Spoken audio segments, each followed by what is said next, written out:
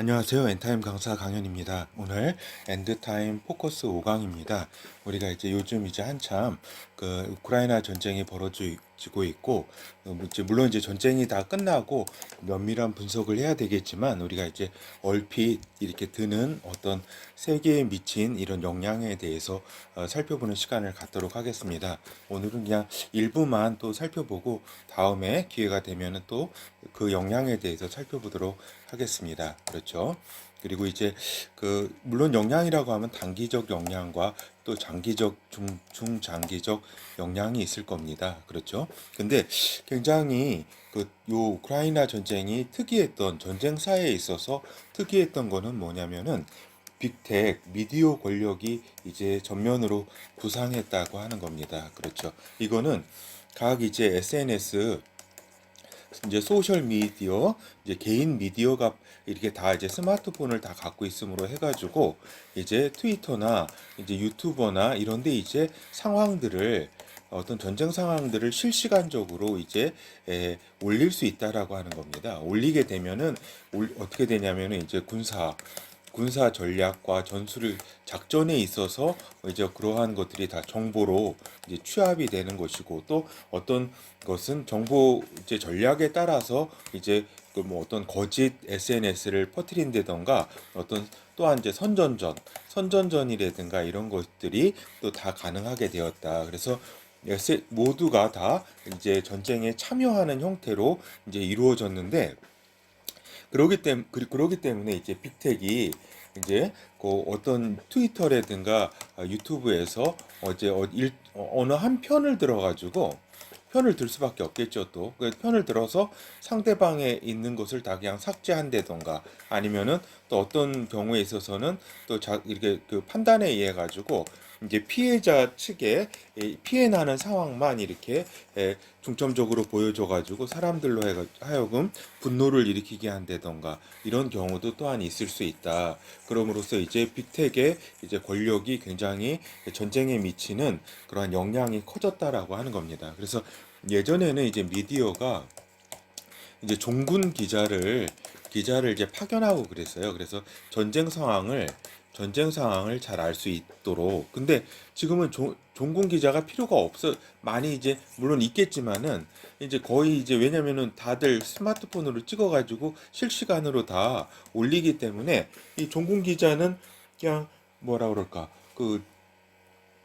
그냥 거기 안전한 데서 그 SNS 취합하는 게 일이에요, 요즘. 그리고 그렇죠. 그만큼 종군 기자의 어떤 영향력이라든가 어떤 뭐라 해야 되나, 그 어떤 역할이 적어 줄어들었다. 그리고 이렇게 빅텍 미디어 이제 권력의 어떤 그러한 것이 이제 앞으로 전쟁에 크나큰 역할을, 그래서 권력이라고 할 수 있을 정도가 되었다라고 하는 것입니다. 그리고 또 하나는 유럽에 있어서 전쟁 상황을 각성시켰다.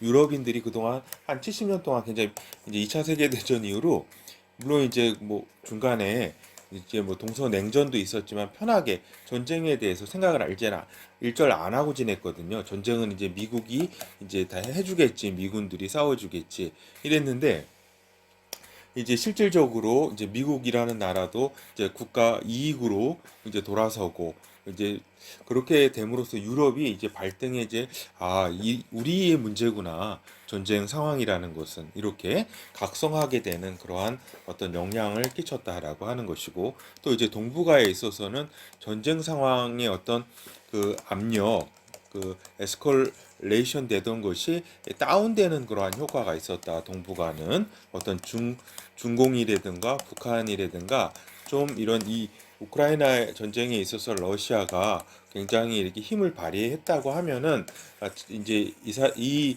이제 중공이라든가 북한도 이제 모험을 좀 이렇게 감행을 할 텐데, 대만을 침공한다든가, 또 이렇게 남한의 한국의 어떤 이런 것을 어떤 기도를 할 텐데, 그런 그거 다운된 그리고 좀 멈칫해지는 그러한 그런 결과를 영향을 주었다라고 하는 겁니다. 그래서 전쟁 상황의 효과가 다운되는 그런 효과가 있었다. 그리고 또 하나는 집단 안보 체제에 들지 않으면은 혼자로서는 혼자로서는 절대로 싸울 수가 없다. 이런 이제 그냥 보통의 국가에 있어서 뭐 러시아라든가 뭐 중국이라든가 이런 나라들은 뭐 혼자 싸울 수 있겠지만 집단안보 체제에 대한 중요성이 부각되었고 집단안보 속에 들지 않으면 굉장히 위험하게 되는 그런 상황이다. 그래서 줄을 잘 서야지 이제 되는 지금 자주국 자주국방이라는 그러한 자주국방이라고 하는 그런 것들 그것보다는 혼자 이렇게 나라를 지킬 수는 없다. 그런 것입니다. 그리고 또 하나는 전 세계적으로 군비 경쟁이 이제 본격적으로 이제 이게 전쟁을 이제 실시간적으로 이렇게 보고 이 상황들을 보니까 이제 힘이 없으면은 최소한의 자위를 하지 않으면은 골로 갈 수 있구나. 그래서 군비 경쟁 기본적인 것을 갖춰야 되겠다라는 것을 이제 각 세계에 이건 뭐 거의 모든 나라가 에게 이러한 영향을 준 것이죠. 그리고 또 하나는 경제전에 대한 각인 효과가 발생했다. 그래서 서방 경제 권력에 대항했다가는 이제 완전히 그 스위프트 그러한 그 은행 결제망에서도 퇴출되고 이렇게 완전히 골로 갈 수 있다라는 그러한 각인 효과도 이 우크라이나 전쟁의 영향이었다라고 하는 겁니다.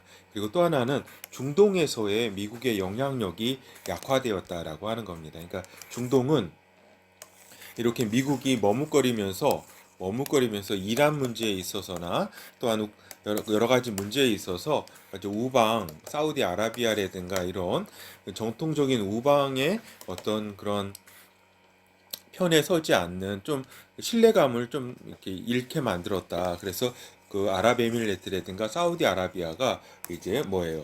중국의 위안화로 이제 결제를 하려고 하는 그러한 시도도 이렇게 있는 와중이다라고 하는 겁니다. 일단 중동에서 미국도 발을 좀 빼려고 했었고 그랬는데 이제 중동에서의 미국의 영향력이 상당히 약화되었다라고 하는 것입니다. 그렇죠? 그리고 이제 오늘은 이제 우크라이나요 전쟁이 이제 중국과 북한에 미친 영향 위주로 잠깐 살펴보도록 하겠습니다. 그래서 중국의 위축과 새로운 도전의 기회를 제공하는 것이다. 그래서 이제 제한적인 이제 러시아하고의 이제 전쟁 시작 전에는 러시아와 완전히 이제 그 전략적 이제 그 연대라 그럴까 이쪽 차원까지 가려고 했었는데 이제 보니까 러시아가 시원치 않아요.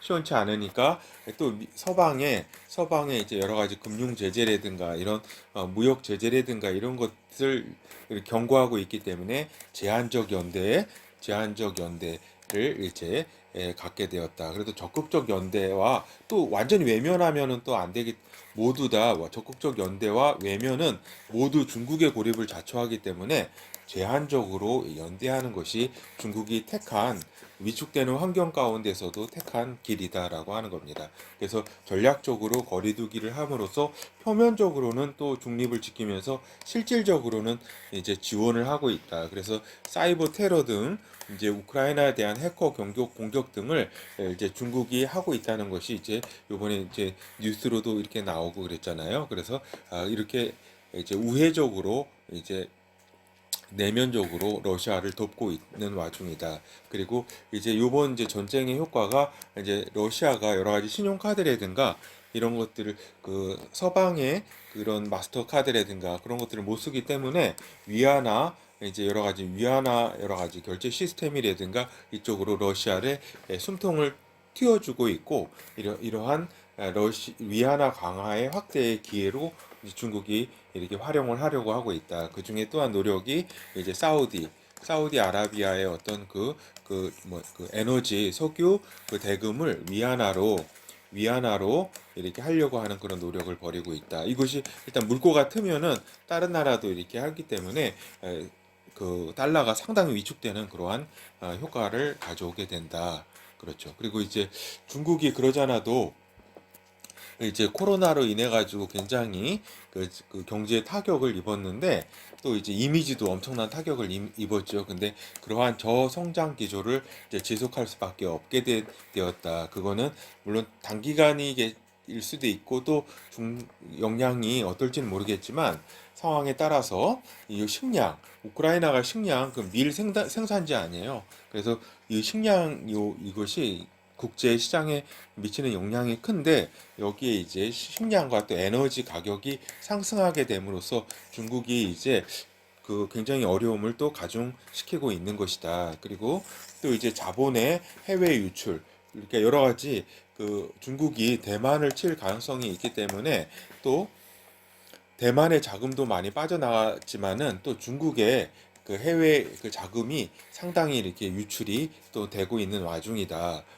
그거는 또그 중국의 어떤 잠재 성장률이 저하되는 것과 더불어서 중국이 이제 외국 자본 같은 것도 통제할 가능성도 있고 그래서 투자 자본이 상당히 지금 위축을 한 상태 점점 위축되는 상황에 있다라고 하는 것입니다. 그리고 이제 중국은 지금 그 중국 내 다층적 양극 경제를 형성하고 있는데, 그러니까 중국이라는 나라가 이게 사회주의라 그러는데 중국보다 더 그 계층 계급이 분명하게 형성된 나라는 없다. 완전히 이제 그 진짜 잘 사는 나라들, 잘 사는 사람들, 그리고 웬만큼 사는 사람들, 그리고 아주 극빈층. 그래서 이것이 이제 떨어져 있는 것이 아니라 각각의 그 지역적인 측면도 있지만 각각의 그 지역에 있어서 이렇게 다층적으로 다 구성이 돼 있어가지고 전혀 새로운 경제권을 사는 것과 같은 그런 나라를 형성하는데 이것이 점점점 이게 어려울수록 경제 성장이 더 안 되고 함으로써 이러한 것이 더 이제 심화된다. 그러니까 어려운 사람들은 더 어려워지고 이제 부자들은 더 이제 더 잘 살게 되는 그런 상황에 있죠. 이런 자금을 가지고. 그리고 일단 대만의 공격 실행의 잠시 멈춤, 이건 뭐 다 아는 사실이고 미국과의 충돌을 잠시 자제하는 상황에 영향을 끼쳤다. 그리고 이거는 서방의 경제 패권을 의식하지 않을 수 없는 상황이기 때문에 그렇다라고 하는 겁니다. 이거는 뭐 다 이런 사실은 다 우리 독자분들은 다 아시는 내용이고, 근데 이제 중국이 동중국해에 대한 도발에 초점을 맞출 것으로 이제 예상이 된다. 이거는 유럽의 이익을 침해하지 않고 이제 그 유럽에 무관심하고 어떤 경제 제재를 다 이끌어내려면은 유럽도 동참을 해야 되거든요. 근데 유럽은 직접 관계가 없어요. 그러니까 한국이라든가 일본은 이제 크게 이제 타격을 입는 거지만 그, 그 동진아해 그 있잖아요. 그 동남아시아 그 해를 다 자기네 그 어떤 영해라고 이렇게 주장을 하고 있는데 이것은 이제 미국이라든가 지금 미국이 아니면은 이것을 저기 관심을 두는 데는 없죠. 다른 유럽은. 그래서 중화 확장주의를 계속 이제 추구하고 할 수가 있다. 요 유럽의 제재를 피하면서 그래서 중화 패권적 주의의 어떤 방향성은 돌이킬 수 없는 중국의 의지이다. 그래서 지금 이제 대만도 조금 당장 도발하기는 힘들고 또 이제 그 북한을 이용해 가지고 하는 것도 조금 상황이 좀 어려워졌고 이런 상황 속에서 동중국해에 대한 그 영해 그 도발의 초점을 상당히 이제 진행될 것이다라고 하는 것입니다. 그리고 한반도의 상황이 고착화되는 그러한 영향을 이렇게 주는 것이다. 먼저 이제 북한에게는 핵을 포기하면 우크라이나 꼴난다라는 인식이 이제 완전히 더 주는 거죠. 그 전에도 포기할 놈들이 아니지만 그래도 이 더욱더 자기 확신을 갖게 만드는 것이다라고 하는 겁니다. 그래서 지속적인 이제 고난의 행군 정책을 계속 이제 피게 되는 것이다. 그리고 어느 정도 자력 갱생하면서 자력으로 좀 살 수 있는 그런 이제 토대를 조금 약간 마련을 했다라고 봅니다. 그렇죠? 그리고 이제 지금 요번에 얼마 전에 있었던 그 ICBM의 성과는 상당한 것이다. 그것이 이제 미국을 이제 넘어서 완전히 그 어느 모든 지역에 그 쏠 수 있는 그러한 미사일 체계를 어떤 능력을 갖췄기 때문에 이거는 이제 상당한 어떤 북한으로서 이제 그 성과를 이룬 것이다. 그래서 앞으로는 핵무기 소형화에 초점을 맞출 것이다. 북한이. 그래서 이제 핵무기 소형화는 지금 북한이 40개에서 그 학자들이 100개 정도의 핵무기를 지금 보유하고 있는 것으로 본다. 근데 이제 소형화까지는 아직 실험을 해야 되는데 이것은 제가 볼 때 한두 번 실험으로 이제 그 소형화 능력을 갖출 것으로 예상한다라고 하는 겁니다. 그러니까 북한 애들이 머리가 또 좋긴 좋아요. 그렇기 때문에 굉장히 한 번도 쉬지 않고 계속 이렇게 개발해 왔기 때문에 벌써 20년 이상을 개발했다. 25년 정도를 개발했기 때문에 소형화 능력을 조만간 갖출 것으로 보이고 이제 그리고 또 북한은 병참의 중요성을 좀 인식했다. 그래서 러시아가 병참이 이제 무너지면서 막 철수하고 도망하는 그런 모습을 봤기 때문에 속전속결 전략이 있었지만은 그것을 더욱 강화할 것이다. 그래서 속전속결 위주로 이렇게 모든 어떤 그 전쟁 시나리오를 더욱 이제 그러잖아도 갖고 있었는데 더 가속할 것이고 또 이제 당장의 어떤 무력으로는 힘든 상황이 좀 환경이 구축되고 있기 때문에 이제 중국도 이제 여러 가지 어려운 상황 속에서 자기 코도 이제 석자다. 그리고 그러기 때문에 한국 내 공작을 강화해서 통일 전선 전술 방향으로 더욱더 강화할 것이다라고 예상이 됩니다. 그리고 이제 한국은 이제 상황을 보면은 전쟁 위험은 상당히 감소했다. 여러 가지 이제 우크라이나 사태를 통해서 그리고 그 친미 정권이 탄생하게 됨으로써 이번에 그 친미 정권이 탄생했다는 것은 주한미군이 지속적으로 주둔한다는 것이고 주한미군이 있는 한 전면전은 불가능하다라고 하는 겁니다. 그런데 그렇기 때문에 전쟁 위험은 한 5년 정도 가량 상당히 감소했다라고 봅니다. 그래서 그렇지만은 이제 여러 가지 모든 그 우크라이나 그 사태가 그 전 세계 경제에 어려움을 준 것처럼 당분간 물가 불안은 계속될 것이다라는 것입니다. 그리고 이제 미국의 데드라인의 지속적인 후퇴, 즉 미국은 북한의 소형화된 핵무기가 테러 집단에 넘어가는 것을 레드라인으로 재설정할 수밖에 없다. 그러니까 실질적으로 미국이 지금까지 한 것은 하나도 없다라고 하는 겁니다. 그러니까 그때 클린턴 대통령 때 1994년에 이제 핵 사태가 이제 있을 때 그때 치려고 했었는데 김영삼 정부가 막았잖아요. 그 이후로는 이제 어떤 노력을 기울였다고 볼 수가 없겠죠. 그러니까 중국에다 이렇게 맡겨가지고 어떤 역할을 부여한다는 것 생각 자체가 미국이 얼마나 정세를 잘 읽지 못했는가라는 것을 우리가 알 수가 있다라고 하는 겁니다. 그래서 이제 그렇지만 이제 그 북한이 소형화된 이 핵무기를 웬만한 이제 북한도 사실은 직접 때리지는 못해요. 소형화된 핵탄두를 가지고 있어도 음? 그리고 이렇게 물론 그렇지만 이제 헤즈볼라 중동의 헤즈볼라라든가 그다음에 하마스 세력 그다음에 여러 가지 그 텔레반 세력 그다음에 후티 반군 세력 이러한 이제 그 테러 집단한테 소형 핵무기가 이렇게 전달됐을 때는 이건 지구에 있어서는 재앙이다라고 하는 겁니다. 미국, 이스라엘, 그 다음에 또 한국도 마찬가지예요. 또는 유럽도 마찬가지예요. 왜냐면은 이건 나라가 공격하는 게 아니라 테러리스트에 의해 가지고 그냥 한방 그 폭탄 그 자살 테러를 감행하기 때문에 그 엄청난 거죠, 사실. 그리고 그가 그 어떤 책임 소재를 어떤 나라에 막 이렇게 일방적으로 막 물을 수도 없고 이건 굉장한 일이기 때문에 소형화된 핵무기가 테러 집단에 넘어가게 되는 것이 어떤 상황에 이르렀을 때는 미국이 북한을 그때는 가만두지 않게 될 것이다라고 하는 겁니다. 물론 이제 북한이 저는 이제 지금 당장은 이제 이런 이걸 개발했을 때 테러 집단한테 넘기지는 않겠지만 그 나중에는 반드시 테러 집단한테 넘길 것이다라고 우리가 볼 수밖에 없습니다. 그렇죠.